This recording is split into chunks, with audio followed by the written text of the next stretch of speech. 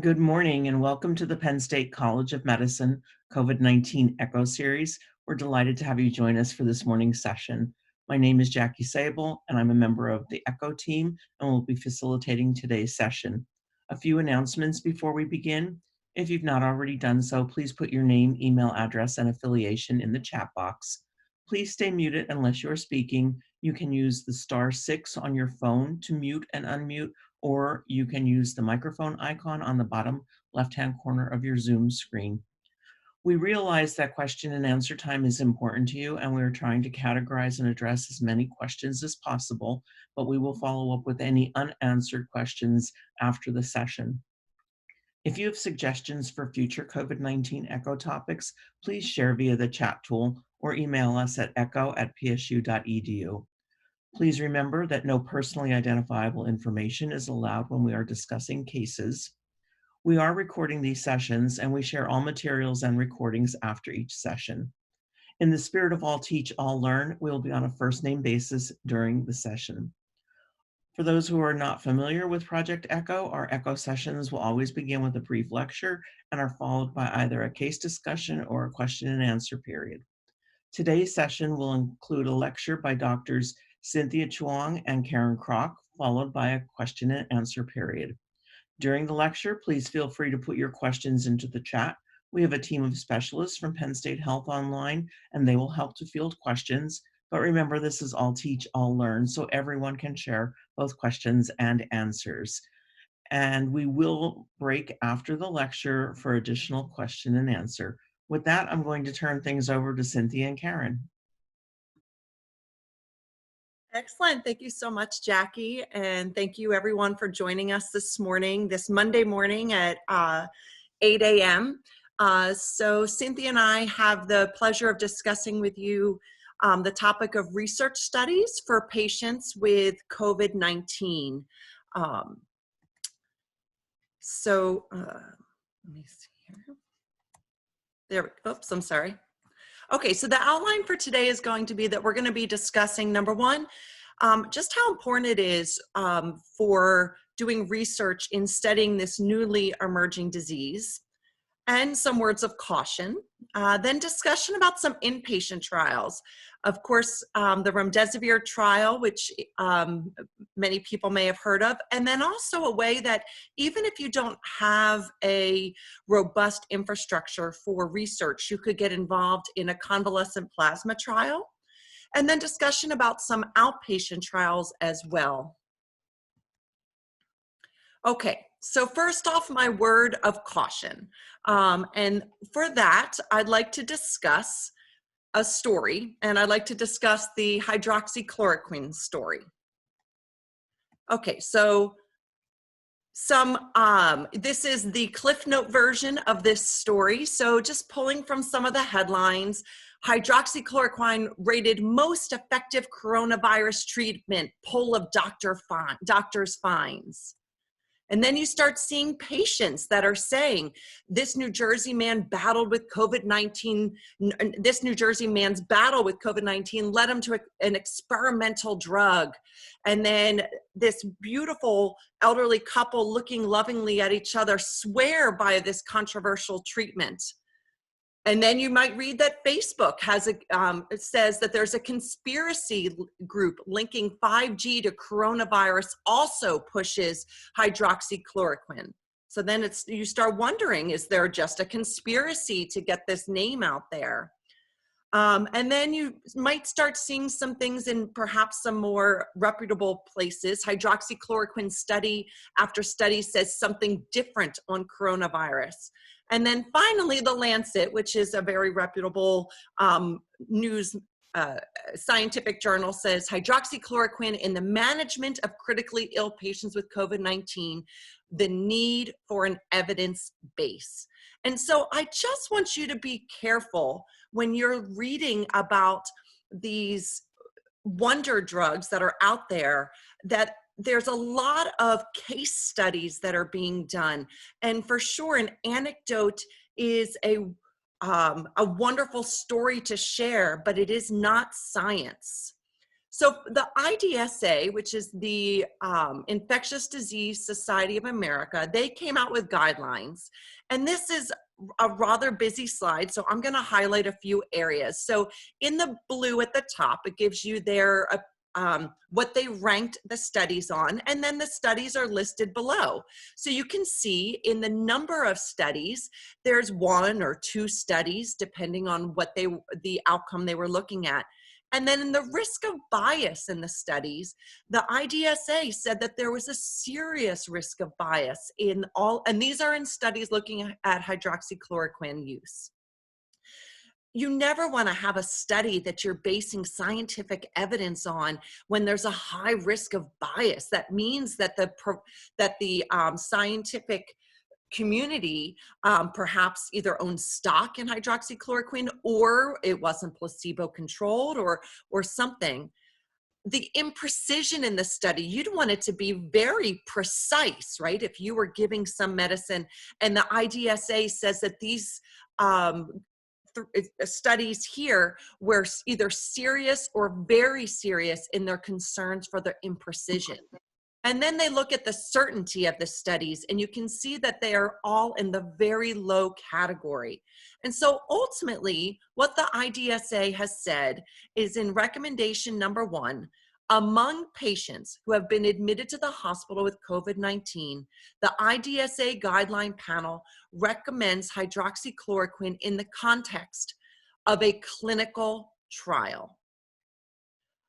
So that doesn't mean that we shouldn't think about using this. That's not what I'm saying. I'm just saying be very careful when you're reading the headlines that there may not be scientific evidence behind these headlines. So for that reason, it really is very important to be trying to do true science when we are studying these patients. And so I'd like to bring up about a medication that is being made by Gilead called remdesivir. So remdesivir has been touted as perhaps being another wonder drug. And late on Thursday evening, this did come out, and it is in the lay press. Early peek at data on Gilead coronavirus drug suggests patients are responding to treatment. So how did they get this information? Well, Dr. Kathleen Mullane, who's an infectious disease physician, was speaking at a University of Chicago, and she works at University of Chicago, internal webinar that was being recorded, and it got leaked to the press on April 16th. This is not science. This has not been robustly studied. This was her anecdotes. And what she said in this webinar is that the University of Chicago Medicine has recruited 125 people into a COVID-19 Gilead phase 3 trials that were not placebo-controlled. There are placebo-controlled trials looking at this medication, which I'll share with you, but the ones that at the University of Chicago that these patients, they were not placebo-controlled. All of the patients had received remdesivir, and of these people, 113 had severe disease. And what she was saying is, we feel lucky. We have only had 2 patients die. A majority of our patients are being discharged from the hospital. And with that, the lay press has said that early peek at data suggests patients are responding to treatment. But we don't know what would have happened to these patients had they not received remdesivir. The case fatality rate of COVID-19 is still only about 3 to 7%, depending on what you're looking at. And so perhaps this medication is helping, but until we have the robust clinical research to be done looking at this, we really can't make that assumption. It truly is an anecdotal experience. So what the University of Chicago said when this got leaked is they said drawing any conclusions at this point is premature and scientifically unsound. That being said, how many people read the whole article and how many people are just reading this top line here? Early peek at data on Gilead coronavirus drugs suggest patients are responding to treatment. And so there is a clinical trial that is a true randomized double-blind placebo-controlled trial, and there are 75 sites that are participating in this globally. Hershey, as of yesterday, had enrolled 7 patients into this trial, and it's the ACT trial, or the Adaptive COVID-19 Treatment Trial. The goal is to have 440 patients enrolled. And the primary outcome is at day 15, after the patients have received the remdesivir, is to determine if patients had died, if they're still hospitalized on invasive mechanical ventilation or on ECMO, if they're still hospitalized but not on invasive ventilation, all the way to that they're not hospitalized and back to a normal life. And again, this is a true scientific study looking at a randomized double-blind placebo-controlled trial. At the time, as of yesterday, 4 of our 7 patients had been discharged from the hospital. But again, I could anecdotally say that this medication is working, but I don't know if these patients had received the true remdesivir or the placebo. The inclusion criteria for this trial, and why do I bring this up? Because perhaps if you had a patient that you thought might be interested in a trial, you might want to think about reaching out to one of the centers that are enrolling this trial and seeing about even a transfer to one of the centers for this. So inclusion criteria would be someone who's in the hospital, they have to be greater than or 18 years of age, and they have to have a true positive COVID-19 test, not just a person of interest or someone that you think may have it, but tested negative. And they have to have specific criteria, meaning that they have radiographic infiltrates or hypoxemia or requiring oxygen, and that they agree to participate in no other trials. And there are some exclusion criteria as well too. They can't have elevated liver enzymes, and they can't have a low GFR. So that actually really excludes a lot of the patients in the intensive care unit, because what we're finding is that when a patient gets intubated, it often is a multi-system organ failure, requiring dialysis in many of these patients. So this is true science, okay? So this is the real science that we are doing, that we may not have the answers for some time, but this is how we're gonna get ahead and find cures for this disease. But what about if you don't have a robust infrastructure for clinical trials? It is very, very exciting that the FDA has worked actually with the Mayo Clinic and developed a protocol for using convalescent plasma for COVID-19. And in quite an unprecedented fashion, they've allowed this without requiring a robust infrastructure in your own institution. But what about the science behind this? Well, it's kind of the same old story, different day. Actually, convalescent plasma has been tried for many, many different viral illnesses. So it was tried back during the Ebola outbreaks in 2014.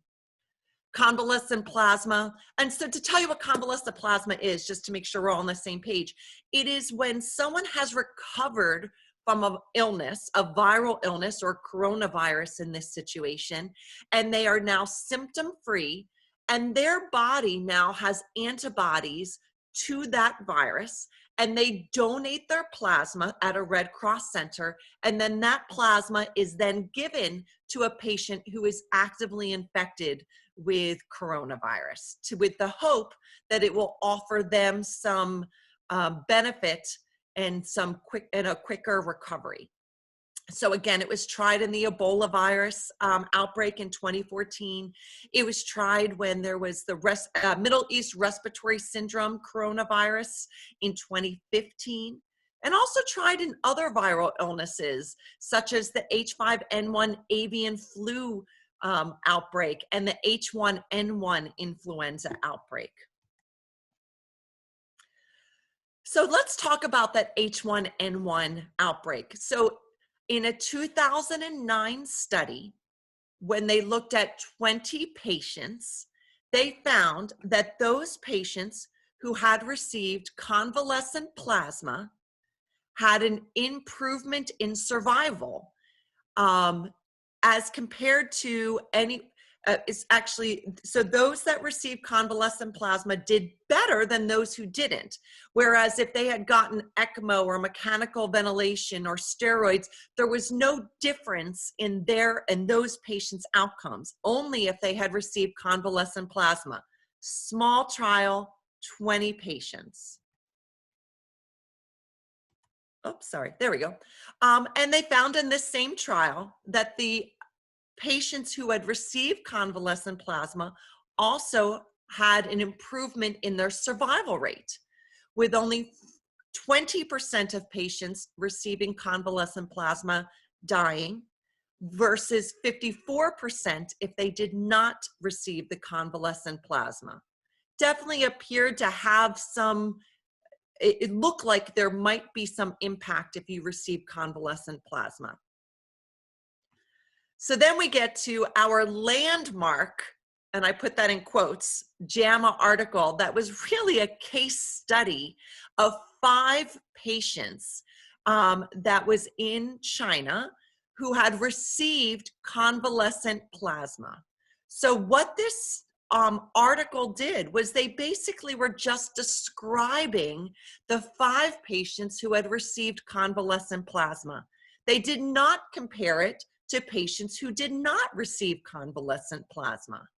And what they found in these 5 patients is, what you can see here is that many of the patients, if you look to the bottom of the screen, had received steroids and other antiviral treatments as well.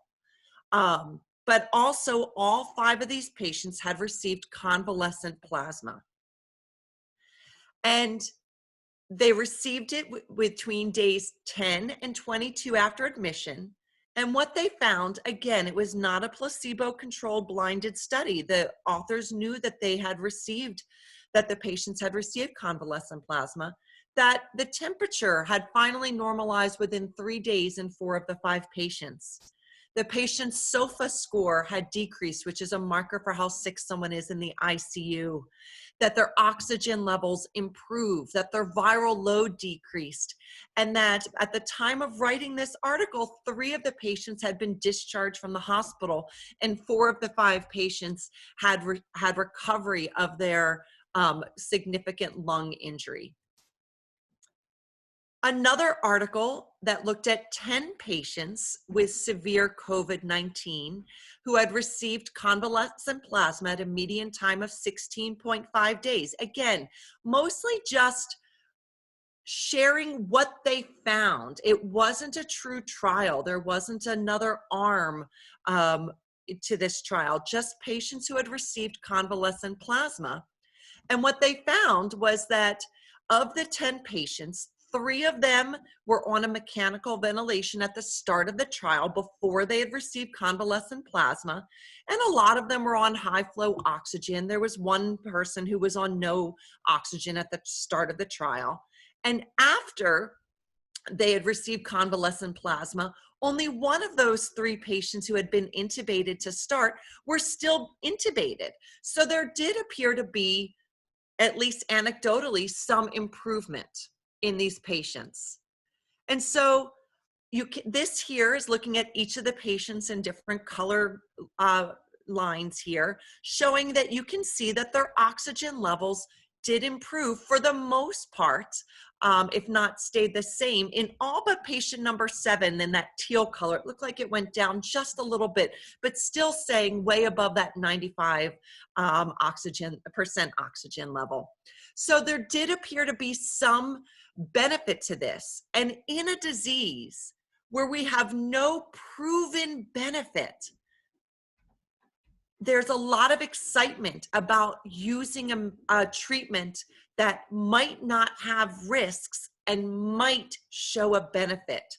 So in that spirit, the FDA has spearheaded an initiative to allow any institution, large or small, robust infrastructure for research or not robust infrastructure, to participate in using convalescent plasma through an investigational new drug pathway as part of an expanded access program.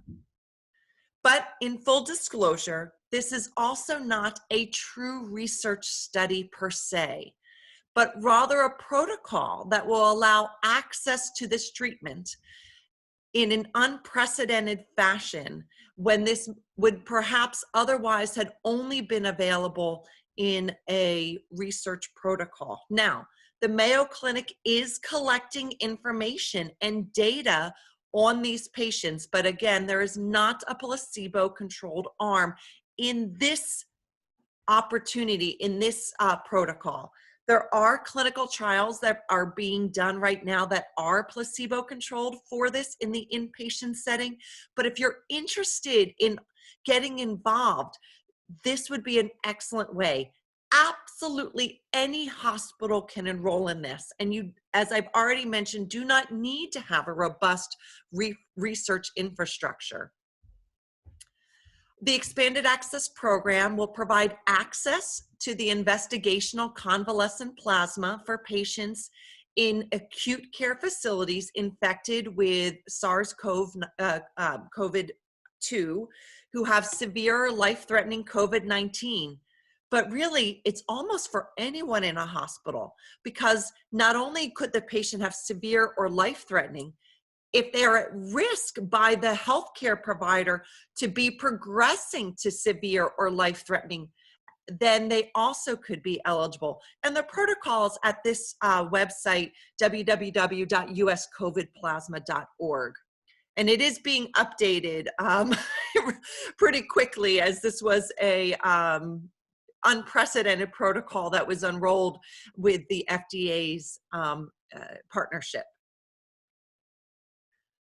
So the treatment, it's just a one-time dose of ABO-compatible convalescent plasma. It looks just like if you were to give a patient FFP or some other form of plasma, and it's just one time, and it's given by the nurses in the same way that a FFP would be given. The inclusion criteria is really based on the treatment physician judging that they either have severe disease, life-threatening disease, or at risk of developing severe disease. And you can see severe disease is very broadly defined.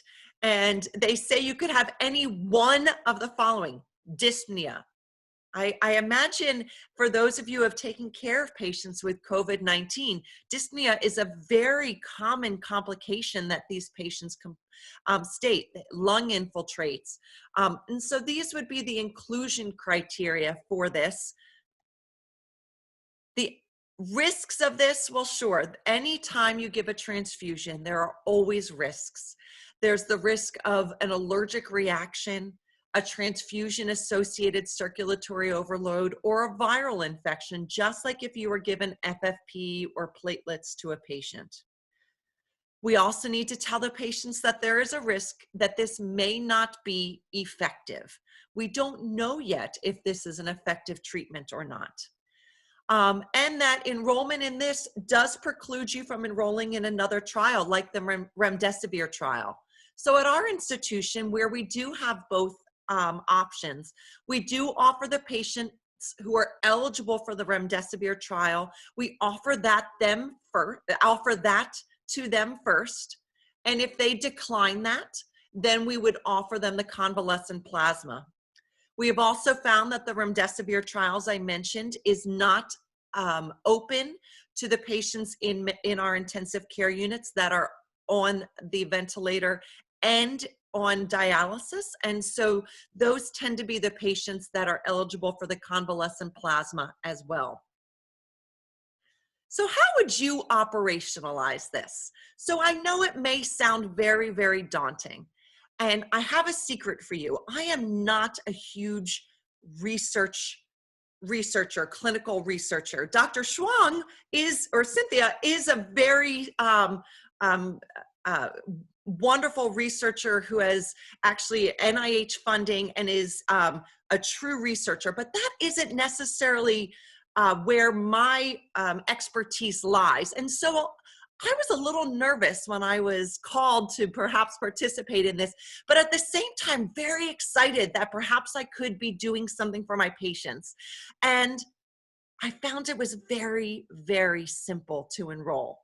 You register your hospital, and it takes at the most 5 minutes to register your hospital. You need your hospital name, the name of someone at your blood bank, and your name and email address for the most part. That's all that it entails.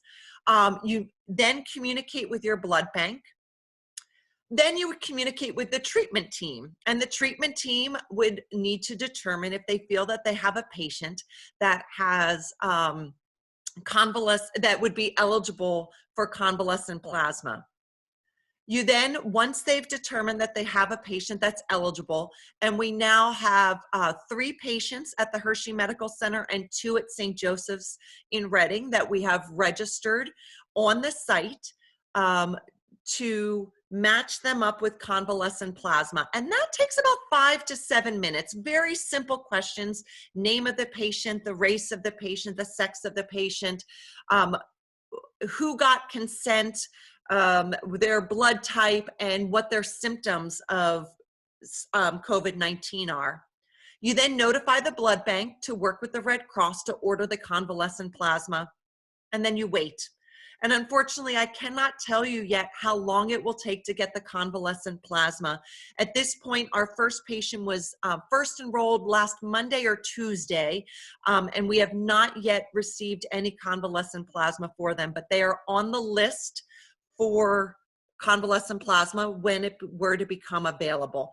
Perhaps your patient may improve before you get this, and that's okay. You can always tell the blood bank that you are not interested in receiving that convalescent plasma, but getting in line and getting in the queue would allow you to be available if and when the convalescent plasma becomes available. So let's say this may not be what you're interested in, but you have patients that have recovered from convalescent plasma. Well, then we need you. Our patients out there need you to be their advocates, and perhaps getting them to enroll as a donor for convalescent plasma. So any patient at this point with confirmed COVID-19 infection, that is not just patients that you think might have had it, but confirmed COVID-19, can donate their plasma. They either need to be 14 days symptom-free with a repeat negative COVID-19 test, or 28 days symptom-free without a repeat COVID-19 test. If your location is anything like my location, these tests are still quite golden, and so it will be difficult to get a repeat negative test. So we're finding that most of the patients need to be 28 days symptom-free. We have developed a contact tracing protocol with one of our wonderful researchers through the Division of General Internal Medicine, and a fantastic pool of medical students that are working very hard on this. And we have now 2 patients that have met criteria to be 28 days symptom-free. If you go back 28 days, that's really when we started testing. And so we're only going to start developing this pool of convalescent plasma perhaps about now, or maybe starting a few days ago. The donor then goes to the Red Cross website, and they enter their name directly into the Red Cross website when answer just a few questions. And again, that takes a very short amount of time, about 3 minutes. The treating provider then needs to send a form directly to the Red Cross confirming that the patient is symptom-free for 18 days. I'm sorry, that shouldn't be 18. Mistype, 28 days, and also send a positive test result. Forgive me for that mistype there. And then you wait, and the Red Cross will contact the patient to schedule them to come in to donate. The patient should not go to the Red Cross or to a blood drive and say they're interested in donating convalescent plasma. Not every donation site has the capability to take plasma from a patient the same way they might blood from a patient. And so the Red Cross would then contact the donor. So that's what we have available on the on the inpatient side right now. And so I'm going to pass it over to Cynthia, who's going to talk about some of our outpatient trials. Thank you, Karen. Thank you so much. Yeah, so I'm Cynthia, and Karen started off this talk with a slide showing the Infectious Disease Society guidelines saying that any patients receiving certain medications that are under study should be done in the context of a clinical trial. If you look at those guidelines closely, they actually don't say anything about non-hospitalized patients. They only refer to hospitalized patients. And I think that is because there's actually so much even less evidence than what Karen showed us with patients who have relatively mild illness and not yet requiring hospitalization. So we're really in an even more evidence-free zone when it comes to our non-hospitalized patients with COVID-19.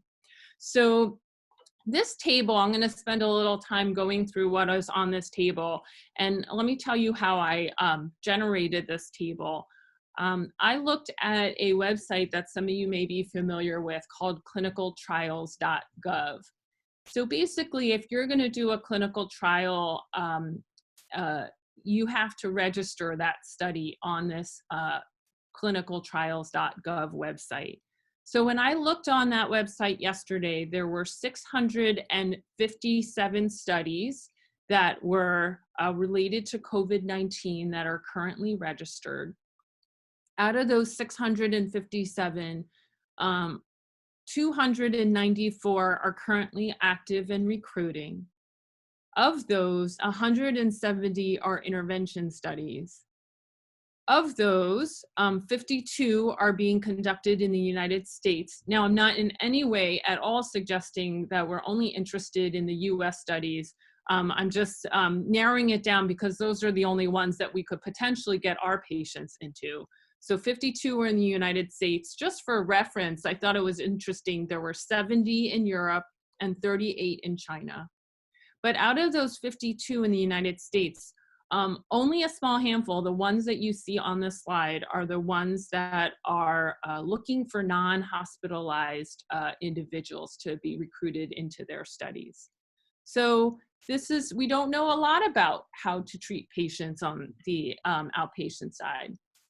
So the first row there is the handful of studies that are looking at COVID-19 treatment for non-hospitalized patients using hydroxychloroquine. Hydroxychloroquine is a really long word, so I abbreviated it HCQ. And some of the trials were with and without the antibiotic azithromycin. So these are looking for patients who are not hospitalized with COVID-19, and they're looking to see whether hydroxychloroquine will reduce hospitalization, intubation, and death. And I listed here the sites where there are ongoing studies in this area. So the University of Utah, University of Arizona, New Jersey, Rutgers, the Boston hospitals, and the University of Minnesota, which is Hennepin Hospital.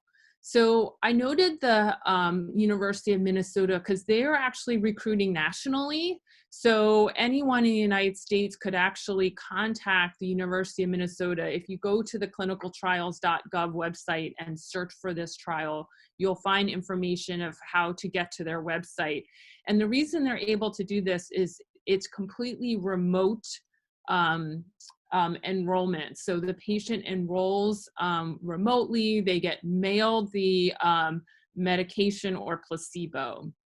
So these are the only studies that are currently ongoing in the United States looking at hydroxychloroquine versus placebo in non-hospitalized patients. The second row there are for other treatments other than hydroxychloroquine. So again, these are for patients that are not hospitalized with COVID-19, so relatively more mild disease, looking at symptom severity, hospitalization, intubation, and death. And you'll see here the list of medications that I found that are being studied. So losartan, which is an ARB, fluvoxamine, which is a SSRI, which is used for the treatment of OCD, colchicine, typically used for gout, is being studied at NYU. I might have spelled this long name wrong. It might be an R here. I think it's leronlimab, which is a monoclonal antibody. That's a study going on in Montefiore. And then Karen's going to say a few words about convalescent plasma. I know she already did for inpatients, but a few words for outpatients as well. So that is it, believe it or not. So those are for, these first two rows are for patients who have known COVID-19. What about preventing COVID-19? So there are a couple studies out there looking at patients, people at risk for COVID-19, so specifically healthcare workers and people who are household contacts of patients with known COVID-19, looking at whether or not we can prevent COVID-19 in those folks. So there are some studies ongoing there. Hydroxychloroquine, leponavir, ritonavir combination, and chloroquine. The chloroquine study is also being done at a University of Minnesota and also is a national study, so you could look for that one as well. What I didn't put on this slide is vaccine trials. So there are a couple of phase 1 trials that are ongoing, but I didn't put those on there because that seemed like a different category, but just to know that there are phase 1 trials going on. And one of the things that I really thought about when I was thinking about these outpatient studies with the challenges with getting these studies off the ground is really investigators really need to be thinking about doing these studies remote if possible, because we really want to prevent as much as possible the potential that these research participants could be transmitting their illness to others. The other thing that I noticed when I was reviewing the clinicaltrials.gov website is that there were no studies that I could find that were occurring in congregate settings, like in nursing homes. And I think that's a major gap in the current research. So that is what I found going on nationally. And now this slide is more specific to what is coming down the pike for trials that are going to be recruiting at Penn State. So for those of you attending today who are in our local region, these may be more relevant to us. So in the first row here, there's a fluoxetine, yes, Prozac, study that is being launched at the University of Toledo, and we are going to be a study site for. Dr. Erica Saunders is going to be the site PI for that study. And the rationale for that is that fluoxetine and some other SSRIs that are typically used for depression have demonstrated both in vitro and in vivo activity at reducing IL-6 and preventing the hyperimmune response that's associated with IL-6. So that has become a potential drug target. They're going to be recruiting adults with either test confirmed or presumed COVID-19. And the study is going to be fluoxetine versus placebo. And they're going to look at the rate that patients get hospitalized, intubated, death, and side effects from those side effects from the medication. I'll let Karen in a moment talk about convalescent plasma. So she already talked about inpatient applications for convalescent plasma, but Hopkins and Tufts in collaboration are launching some outpatient opportunities for convalescent plasma as well.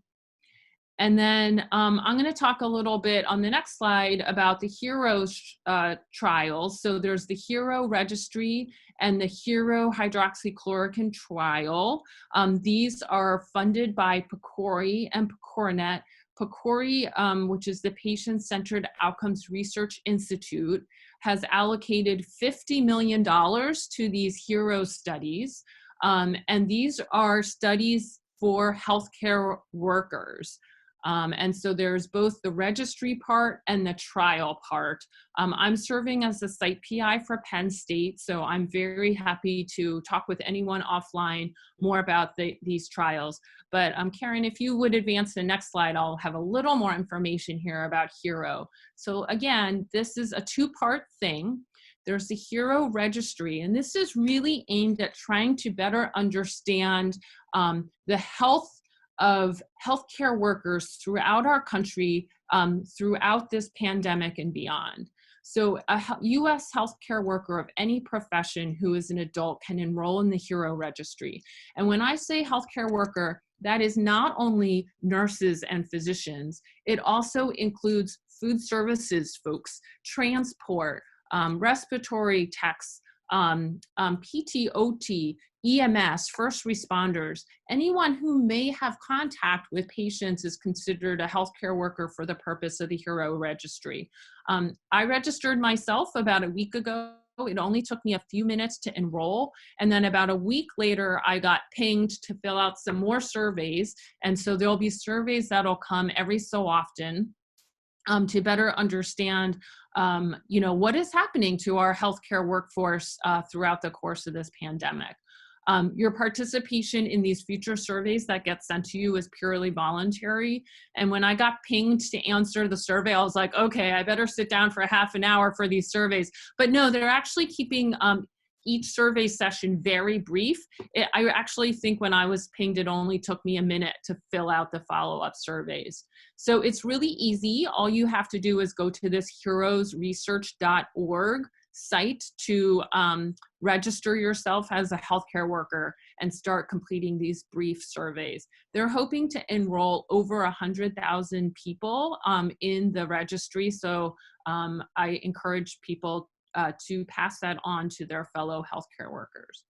So then the HERO hydrochloroquine trial is going to be a randomized controlled trial of 15,000 of those HERO registry participants who are at highest risk, who are the ones who are probably having the most face-to-face time with COVID positive patients.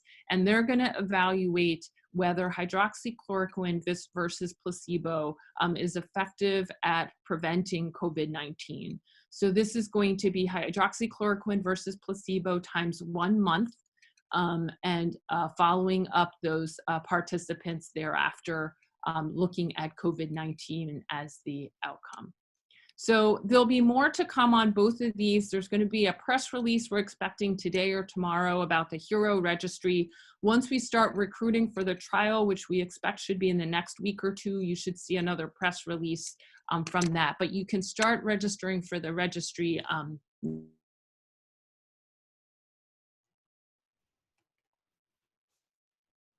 I'm going to echo what Cynthia was saying. I actually registered myself on the heroresearch.org this morning, and it did take about 5 minutes to do. Very, very quick to register for that. So would encourage us. I think you said 100,000 workers they're looking to get. So so feel free to register for that. So as Cynthia mentioned, there is an opportunity for a true research study with convalescent plasma on an outpatient side. And they're looking for 30 sites across the country. It is out of Johns Hopkins that is the main site, the main center for this, and they're looking to enroll 1,200 outpatients with COVID-19. And these patients will receive either plasma, like FFP, that was collected pre-COVID time, or convalescent plasma as a one-time. And the outcomes they're looking at are death, hospitalizations. So it's another opportunity for a true clinical trial, the real world science that we've been discussing here. And so if we end up being a site, then we'll be sure to let everyone know, and you could always refer your patients for that here at Hershey as well. Okay, so in summary, I think Cynthia and I would like to say that this is truly a new emerging disease with very little scientific evidence to understand how to treat it. One day, mechanical ventilation, you should be starting it early, and then the next day they say, actually, maybe you don't need to start it as early. So then it's prone patients. No, don't prone patients. Give people heparin. Don't give people heparin. We really don't know yet. But what we do know is that there are a lot of people out there trying to understand the best treatments for this. A lot of case reports and anecdotal medicine do not equal real science, but do make for nice headlines. And so we just have to keep that in mind, that there are opportunities for clinical trials, even if, or clinical protocols maybe, even if you don't have a robust clinical trial infrastructure. And I would really encourage you to be thinking about that inpatient convalescent plasma. As I said, it is very simple to enroll. And then also, as we open up some outpatient trials, consider referring your patients to centers that are enrolling in clinical trials here at Hershey, and then also, as Cynthia mentioned, at the University of Minnesota as well too, where you don't have to, where they're going to be doing remote trials for that. So with that, I think that we can end, and we'd open it up to any questions or comments that people may have. Thank you so much for that, Karen and Cynthia. Are there questions or comments? Feel free to put them into the chat or go ahead and unmute your microphone.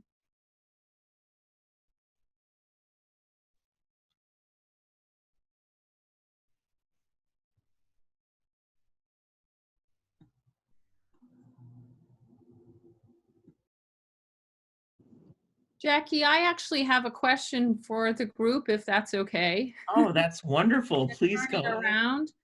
I'm going to put one of my colleagues on the spot, which I know is unfair, but Ray June, who is out at the Lebanon VA, you know, I actually was remiss in looking for what studies may be going on in the VA system with related to COVID-19. I'm curious if Ray has any information about that.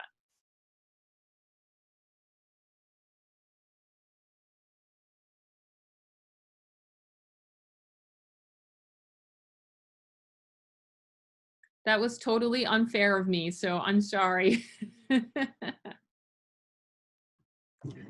Hello, this is Paula. That was an incredible talk. Thank you so much, Cynthia and Karen. I'm always overwhelmed by the amount of wealth of information you're able to bring to the team. I was wondering if you could share the link of how to enroll in the HERO trial for the group. I'm not sure if I have that available. Sure thing, Paula, thank you. I will stick it in the chat right now. Thank you, thank you. But I'll just say it verbally. It's heroesresearch.org, and I'll put that in the chat. Fantastic, thank you. And thank you for the incredible talk. This is very, very helpful.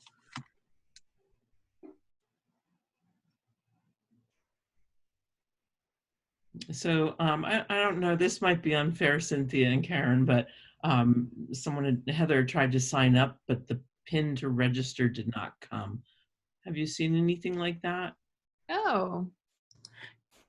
No, I will, I will find out if there's a glitch there. Thank you for that information. When I sent that chat, it hadn't come yet. And the moment I sent the chat, the email came. So, I didn't know what to tell you to do about that, so I'm glad. yeah, it said check your spam folder. So I checked the spam folder, and it was like a good 15 minutes. But I guess all you have to do is say you don't get it, and then it'll come.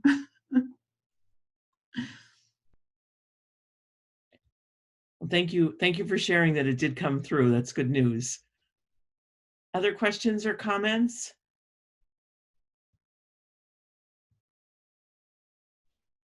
All right, so Gavin has a question for convalescent plasma. What's the statistical power to detect risk reduction in mortality? For Ebola, it was 20%. Well, with the Mayo Clinic protocol, there was no power calculation that was done. They were just looking to enroll patients. I don't know the answer for the Hopkins trial that we just enrolled in. I will look to see if I can find that while we're chatting here. Very good question. Thank you. Thank you for looking that up. And if we don't get that answer now, we'll definitely follow up via email. Other questions, comments? Go ahead, Ray. I see you've unmuted regarding the VA.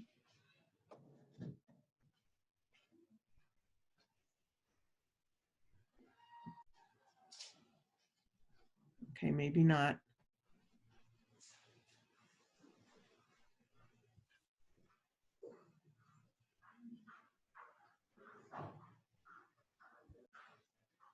If there are no other questions or comments, we would be willing to give you a little bit of time back in your day.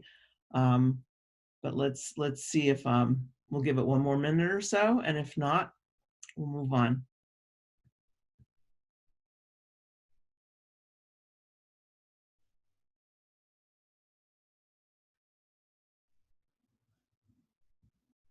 All right, well, let me do our wrap up, and if other questions come in when I'm done, we'll go right back to them. So just a reminder that you're able to collect CMEs for participating today. A survey is sent out following the session, and you can complete one survey for each session that you attend using the same link. As mentioned earlier, all materials will be shared via email, and we will get an answer to the question from Gavin. And finally, we hope you'll join us for our next ECHO session. That's scheduled for tomorrow at noon. We'll be discussing the importance of 4 M's, what matters, medication, mentation, and mobility during the COVID-19 epidemic. And please continue to watch your email for additional sessions. So one last call for any questions or comments for Cynthia, Karen, or anybody else on our panel. All right, well, thank you very much. Thank you, Cynthia and Karen, again. It was wonderful information. And we will be seeing many of you again, I hope, tomorrow and in the future. Please watch your email for future sessions.